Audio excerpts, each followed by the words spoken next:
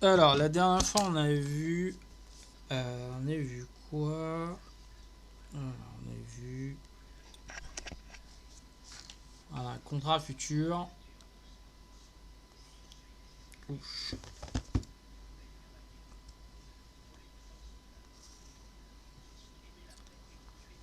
Donc, un contrat futur qui est là.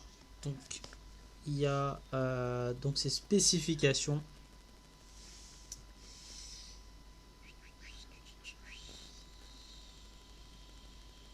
Des obligations de dépense. Ok, donc on avait vu la dernière fois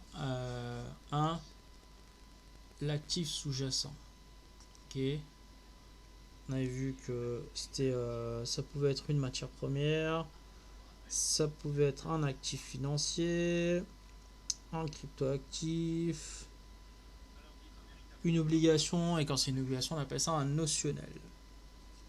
Ok, maintenant la taille du contrat. Alors, la taille du contrat, c'est quoi? C'est la quantité de sous-jacent livrable. Parce qu'à un moment, il faudra livrer.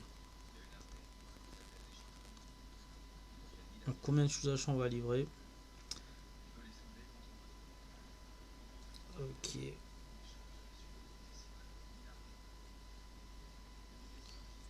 Donc, il dit que le choix de la taille du contrat est une décision commerciale importante. Parce que si il y a trop de choses à livrer, donc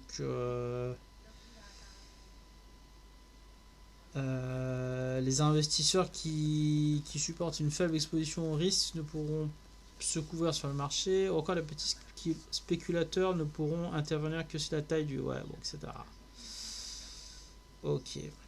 Certains marchés comme le CME Group ont néanmoins introduit des mini-contrats comme le mini Nasdaq 100 dont la taille est 5 fois inférieure à celle d'un contrat normal. On va checker ça vite fait. Ce qu'il raconte, c'est quoi? C'est le Nasdaq, c'est ça? Hop, hop, hop, hop. Alors, CME Group. Donc, Chicago Mercantile Exchange. Donc, on va voir. Ah ben voilà. E-mini. Voilà, donc il y a le futur là. Lui, il raconte que donc le CME, par exemple, exemple de contrat futur, se met en place. Un mini Nasdaq 500. Donc on prend OK. Que l'actif sous-jacent, donc c'est un actif financier, c'est l'indice Nasdaq. Et la quantité, ça a été réduit par rapport à la taille du contrat normal.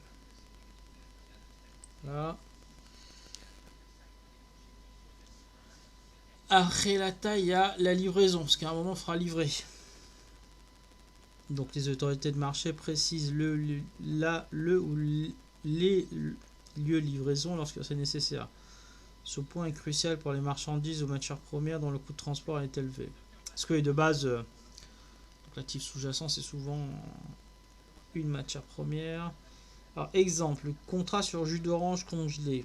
La livraison peut se faire en Floride. Bon, c'est un truc américain, ça.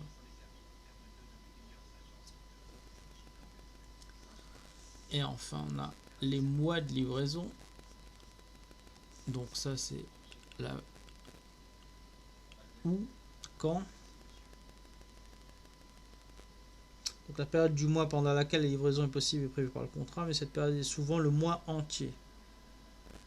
Par exemple, le contrat sur le maïs du CME Group a pour échéance les mois de mars, mai, juillet, septembre et décembre.